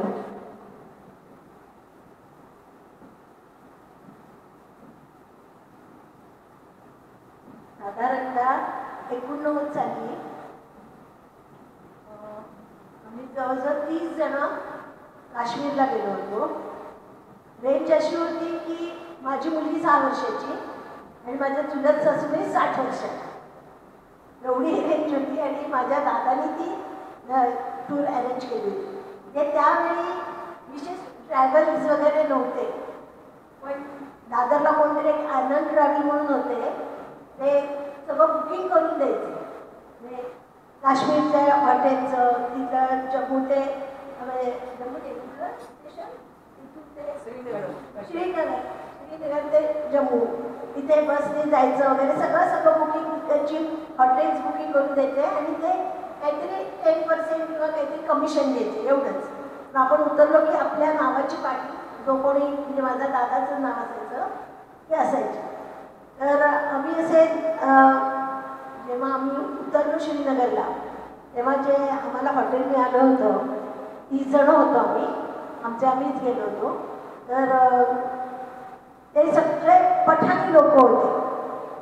आणि मग माझी मुलगी लहान, आणखी म्हणजे काही भाचे कंपनी होती, पुतण्या होत्या, ते आम्ही होतो लहान मोठे सगळे सरसकट होतो. आम्ही ते सगळे पठाणी लोक बघून घाबरलो. मग आम्ही दादाला सांगितलं की बाबा तू दुसरीकडे कुठेतरी मिळतंय का बघा. आम्ही काही इथे 6 दिवस जवळजवळ राहायचं होतं तिथे काश्मीरला, दररोज एक ठिकाण बघायचं म्हणून. तर म्हटलं आम्ही काही इथे राहू शकत नाही. मग हे आम्ही सगळे तरुण मंडळी, तेव्हा सगळे तरुण होते, 89 साली. मग त्यांनी शोधलं आणि आम्हाला एक गुजराती लॉज मिळालं. आणि त्याचं डायनिंग होतं ते कोकणातले कोणतरी एक ब्राह्मण होते हो का कोण असेल, त्यांना ते डायनिंग होते. त्यामुळे आम्हाला मग जेवणाची वगैरे सोय चांगली झाली. पण तेव्हा सांगायची गोष्ट अशी की आमच्याजवळ 6-7 टॅक्सीज असायच्या. दररोज आम्ही बाहेर पडायचो. ते आमचं ब्रेकफास्ट सगळ्या तिकीट ठेवायचे, 5-5 जण 4-4 जण असे टॅक्सीज असू तसे. पण सगळे ड्रायव्हर मुस्लिम होते तिथे. आणि ट्रॅव्हल आम्ही हे आले काय म्हणतो व्हिजिटर्स जे हे बघायला आले सगळे, हां पर्यटन ते बघायला आले म्हणून त्यांच्या गाड्या काही अडवायचे नाही, चेकिंग वगैरे असं काही व्हायचं नाही. आणि ते सगळे मुस्लिम ड्रायव्हर असले की ते नुसते हात बाहेर काढायचे की टॅक्सी पुढे जायची. तर आमच्या टॅक्सीचा जो ड्रायव्हर होता ना तो जरा आगाऊ होता. माझा मुलगा तेव्हा साधारण 10-12 वर्षाचा एवढाच असेल. तो दिसायला गोरा पान धष्टपुष्ट असा म्हणजे छान दिसायचा, कुणालाही आवडेल असं. तर हा दरवेळेस काय करायचा ड्रायव्हर आमचा, मेरा बेटा आ गया म्हणून त्याला आपल्या शेजारी बसवायचा. तर मग मी एकदा आहे ना म्हटलं हे मला योग्य वाटत नाही त्यांनी असं करणं. का म्हणून म्हटलं तो इतर पण मुलगे आहेत त्यांना करू देत ना. मग आम्ही 2 दिवसांनी आम्ही टॅक्सी बदलली. टॅक्सी बदलल्यावर तो माझ्यावर चिडला.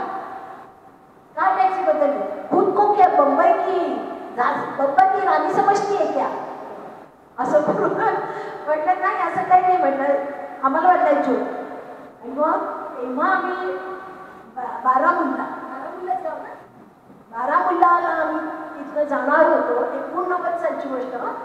तेव्हा आमचा ट्रॅक बदलला. पोलिसांनी येऊन सांगितलं तिथे काहीतरी धरपकड चाललेली आहे तर तुम्हाला तिथनं जाता येणार नाही. म्हणजे हे जे आत्ताचं चालू आहे सगळं प्रकरण ते तेव्हापासून सुरू आहे. तेव्हा आम्हाला एवढं सिरियस वाटलं नाही आणि आम्ही व्हिजिटर्स होतो त्यामुळे आम्हाला कोणी काय आढळलं नाही. कारण त्याचं पोटच त्याच्यावर आहे ना. त्याच्यानंतर आम्ही जेव्हा शिकाऱ्यांना चाललो होतो तेव्हा सुद्धा माझं प्रचंड डोकं दुखलं. तो शिकारी चालवणारा पण मुस्लिमच होता. मग त्यांनी मला नमकीन चहा दिला. म्हटलं तर नमकीन चहा कसा घ्यायचा? तर तुम्हाला नाही, तुम्ही हा घ्या मिळचा, तुमचं डोकं खरं म्हणजे थांबेल. आणि कसं तरी डेअरिंग करून प्रत्येक शिकायला आम्ही दोघं आणि मुलं असेल ना भीती वाटायला काही घातलं असेल तर का होईल. आणि तेव्हा मोबाईल नाही काही नाही एवढं म्हणजे आमच्याकडे तरी नव्हते. मग तो भेटला पण बरं वाटलं. नंतर आणखीन असंच काहीतरी त्याच्यानंतर काही वर्षांनी जवळजवळ 98 साली आम्ही तळेगावला एक ब्लॉक घेतला. तर ब्लॉक घेतल्यावर असंच फिरायचं म्हणून असं फिरायला बाहेर पडलो. बाकी आम्हाला पुढे काश्मीरला बाकी कुठे काही त्रास झाला नाही. पण का हा एवढा त्या माणसाचा. नंतर आमचा जो टॅक्सीचा ड्रायव्हर आला नवीन तो सारखा आपल्या बेटी के साथ मुझे फोटो निकालना. आपल्या बेटी का 6 वर्षाची एकदम छोटीची नाही उसके साथ काही काय करायचं आणि मग काय म्हटलं जाऊ दे माझ्याकडे छोटी ती आहे त्याला काढायचं आहे ना जाऊ दे काढू दे. गुलाबाच्या बागेत असं मग आम्ही पण गेलो तिथे. पण तो मला नाही इसके साथ मुझे निकालना है फोटो. पण आमची मुलं हुशार होती. माझा मुलगा माझा भाचा म्हणजे जो आता ऑस्ट्रेलियाला असतो दोघे लहानच होते. तेव्हा फोटो काढणार म्हटल्यावर पटकन दोघं शेजारी उभे राहिले. त्यांनी त्याच्या दुसऱ्या ड्रायव्हरला काढायला सांगितला होता. म्हणजे असे एक अनुभव आम्हाला येत होते. आणि 98 साली जेव्हा आम्ही तळेगावला एक नदी आहे तर आपली इंद्रायणी म्हटलं आपण बघायला जाऊया. आम्ही मुंबईचे नदी किती काही विशेष बघायला मिळत नाही. चालत चाललो होतो आणि परतीच्या वेळी मी खूप थकले कारण इतकं लांब असेल कल्पना नव्हती. मी माझा मुलगा मुलगी आणि हे तर मागून एक मोठी गाडी आली तशी 7-8 सीटर आणि थांबली. आम्ही म्हटलं हा का थांबला आणि ते थांबली आणि त्यांनी हिंदीतनं विचारलं की तुम्हाला कुठे जायचं. कारण ते तेव्हा ते तळेगावला रिक्षा पण नव्हत्या काही नाही. आम्हाला वाटतं तो नदीजवळ असेल. गावकऱ्यांनी सांगितलं अशी आहे. आम्हाला वाटतं अजून जवळ असेल. खूपच लांब निघाली. तो थांबला आणि त्यांनी बघितलं की सगळे थकलेले आहेत असं. आत्ता तर सांगायचं नाही कुणाला. मग आम्ही स्टेशन सांगितलं. आम्ही तळेगाव स्टेशनला जायचं. मग आम्ही तुम्हाला नाही तुम्ही बसा काही हरकत नाही. आणि तेव्हा त्यांनी सगळं सांगितलं. मी पंडित काश्मीरचा पंडित आहे. कारण तसा गोरापान वगैरे दिसत होता म्हणून मला मुस्लिम वगैरे वाटलं. मग मी चढायला तयार होते त्या गाडीत. मग त्यांनी आत बसल्या सांगितलं. ही 98 सालची होती. आम्ही 89 साली गेलो होतो. म्हणजे जवळजवळ 9-10 वर्ष मध्ये गॅप गेली ना, तेव्हापासून ते सुरू झालेलं होतं सगळं, पंडितांना चढायचं. मग तेव्हा मला मी तिकडनं पळून आलेलो आहे, मी सगळे पळून आले. आम्हाला खूप त्रास तिथे दिलेला आहे त्यांनी. आम्ही आता इथे येऊन स्थायिक व्हायचा प्रयत्न करतोय. श्रीमंत त्यामुळे काय असं ते कुठेही जाऊन. मग तेव्हा पण आम्हाला काही एवढं असं वाटलं नाही की एवढा यांना त्रास होत असेल, पंडितांना हे पळून येत आहेत वगैरे. मी यांना म्हटलं किती त्यांनी आपल्याला मदत दिली असं. आणि तो एक किस्सा झाला. आणि जेव्हा आम्ही काश्मीर फाईल सिनेमा बघितला तेव्हा आम्हाला हे सगळं आठवलं की आपण ह्या सगळ्यातनं गेलेलो आहोत, की कसे म्हणजे येणाऱ्या व्हिजिटर्सना त्रास होतो किंवा तिथल्या पंडितांचा किती छळ झाला आहे. काश्मीर फाईलमध्ये सगळं त्यांनी दाखवलेलं आहे. त्यामुळे तो एक आम्हाला अनुभव आला. नंतर आम्ही याला गेलो, वैष्णव देवीला गेलो होतो तिथून येताना. तेव्हा पण असा घोड्याने खूप त्रास दिला. आणि माझ्या मुलीने तिला त्याच वेळी म्हणजे काश्मीरहून येताना कटरा गावात आम्ही उतरलो आणि मग वैष्णवदेवीला 2 डोंगर चढायला आम्ही घोडे केले होते. हे चालत गेले होते, बाकी सगळे चालत गेले होते. मी, माझी बहिणी, माझी मुलगी आणि आमची मुलं.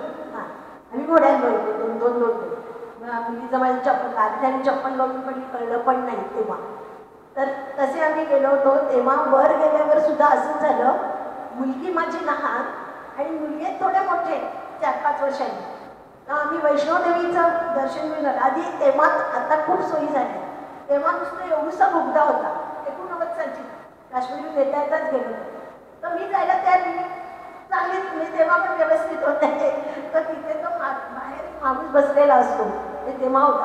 तो पाठीवर थाप मारतो, तर जात काही होणार नाही तुम्हाला. तर मी अडकेन ना त्यात, एवढूसा बोगदा तो. म्हणजे त्या काही कोणी गेला असेल तर माहिती असेल. पण नाही, सुखरूप आम्ही वैष्णवदेवीला गेलो, परत आलो. आणि आल्यावर एकदम झुंडच्या झुंड माझ्या मुलीच्या मागे लागले. आणि कोण तिला हळदी कुंकू लावत आहे, कोण तिला खाऊ देत आहे, कोण तिला आणखी काय फ्रॉक वगैरे देत आहे. म्हटलं हे चाललंय काय, तुम्ही काय माझ्या मुलीला असं काय करताय, म्हणजे हिंदीतलं सगळं.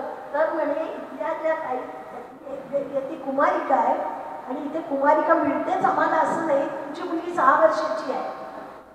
तर त्यामुळे आम्ही तिचं पूजन करतोय, आम्ही काही तिला इजा करणार नाही, आम्ही तिचं पूजन करतोय. आणि बिचारी मुलगी असे बघत राहिले, खाऊन देत आहेत आपल्यालाच दीपूला मात्र म्हणजे मुलीला मात्र देत आहेत. म्हणजे आपण जेव्हा असं कुठे फिरतो तेव्हा आपल्याला असे एक अनुभव येतात. हे म्हणजे आम्हाला कळलं की ह्याला केरळला गेलो तेव्हा सुद्धा ती जशी साधी लोकल असते तशा तिथे बोटी आहे, लोकल बोटी. अनाऊन्समेंट होते, आता इकडे थांबे तिकडे थांबे, भरपूर सामान गच्च भरलेलं असतं. तेव्हा पण आम्हाला असाच अनुभव आला की काय गर्दीत कसं जायचं, काय फारच म्हणजे कठीण होतं. आणि आता एक शेवटचं सांगते, ऑस्ट्रेलियाला आम्ही गेलो होतो तेव्हा तिथे सिनियर सिटीजनना प्रचंड मान आहे, खूप मान आहे तिथे. म्हणजे मी आपली क्रॉसिंग करताना मी आपली थांबून राहायचे, गाडीवाला जाऊ दे आणि तो थांबायचा, तो व्हायचा नाही तुम्ही जा. तिथे सिनियर सिटीजनना, आणि तिथे सिनियर सिटीजनना इतकं हे आहे, जर $17चा एक पास मिळतो प्रत्येक दिवसाचा. मग त्यात बोटीने जायचं, रेल्वेने जायचं, बसने जायचं, कसंही गेलं तुम्ही तरी चालतो. पण सिनियर सिटीजनना फक्त तो $2.5 असतो. म्हणजे इतकं तिकडे सिनियर्सना इतके मान आहे. आणि आपल्या इथे बघितलं तर कंपॅरिझन करायची नाही, म्हातारा चाललाय तर त्याला उठून पुढे जातात आणि तिथे ती लोक थांबतात. असं म्हणजे मला काय आपल्या इथलं वाईट म्हणायचं नाही, पण आपल्याकडे पॉप्युलेशनच जास्त आहे, तो भाग नाही. पण असं म्हणजे आपण फिरलो की एक एक आपल्याला खूप अनुभव येतात, ते मी सांगितले. छान शुक्रवारच्या सादरीकरणामध्ये चांगला एक विषय होतो मला. त्यांच्या त्या बोगद्यामध्ये ते सांगितलं देऊन असं एक सासवड आम्ही सासऱ्या आणि आम्ही गेलो होतो, आम्ही सगळे मिसेस लोक आणि सगळे दर्शन मी जाऊन आलो.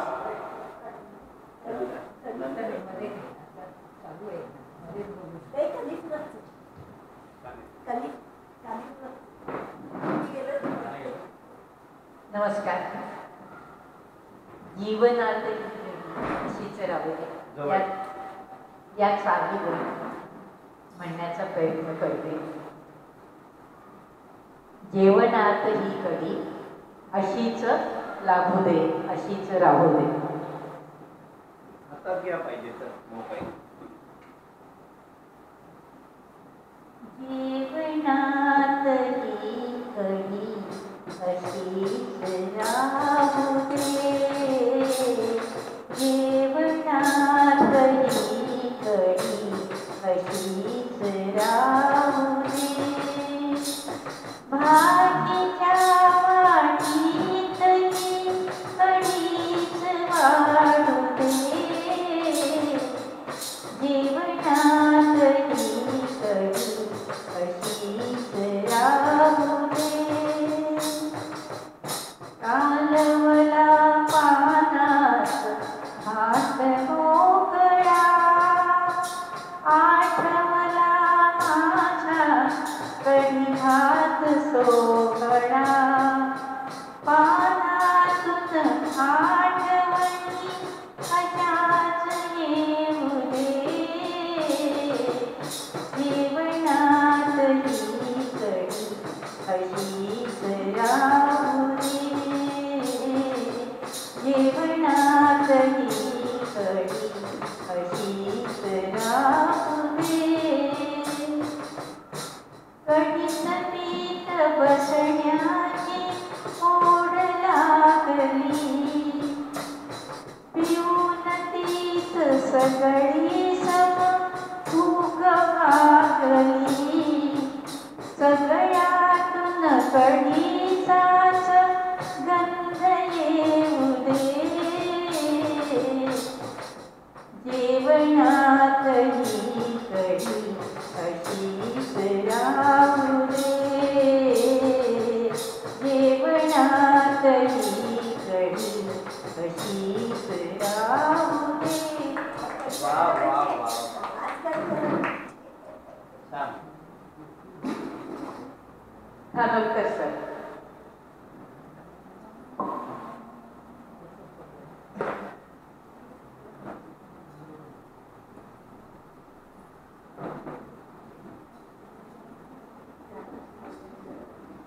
आज उपस्थिती कमी असल्यामुळे आपण स्वैर गेलो सगळे, नाहीतर आपण सादरीकरण 4 मिनिटात करतो. त्याच्या मागचा उद्देश असतो की आपल्याला छोटे छोटे विषय करून ते छान मांडता येईल. आपला एक विषय झाला मगाशी चारधाम बद्दल आणि ढगफोटी बद्दल. तो एक अनुभव तुम्हाला थोडक्यात सांगतो की माझी मिसेस एकटीच फिरायची, कारण मला वेळ नसायचा. आणि पहिल्या काही याच्यात ती नाही फिरली, पण नंतर तिने ठरवलं की आपण फिरायला पाहिजे. चारधाम केलं, नेपाळ केलं, वैष्णोदेवी केलं आणि युरोप पण केलंय, दोन्ही केला नाही. तर ती चारधामला गेली होती 7-8 दिवसापूर्वीच्या ढगफुटीच्या.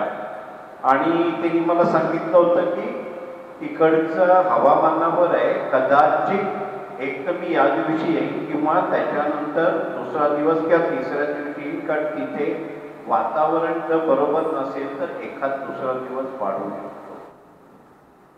त्यामुळे चाहूल होती आज यायला पाहिजे, पण आजच येईल अशी नव्हती.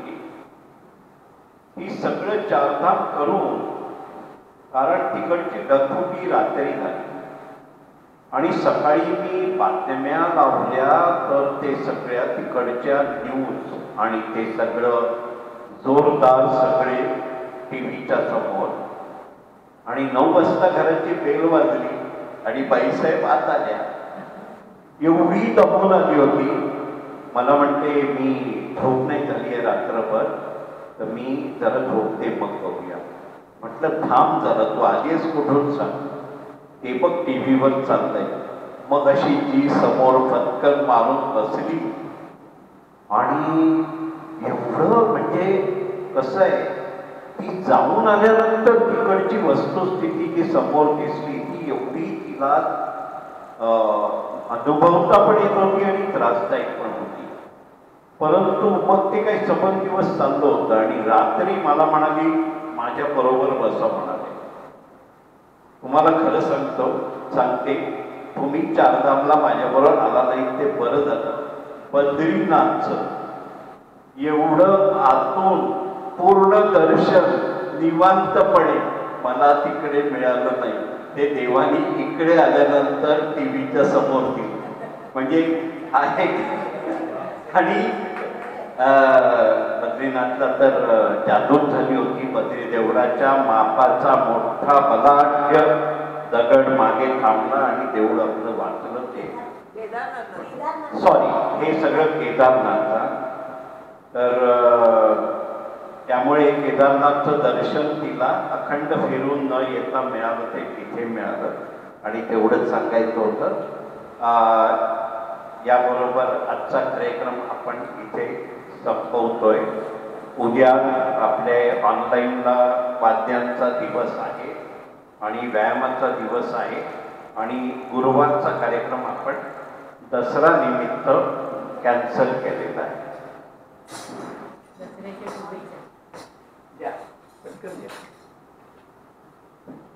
गुरुवारी येणाऱ्या विजयादशमीच्या दसऱ्याच्या सर्वांना हार्दिक हार्दिक शुभेच्छा.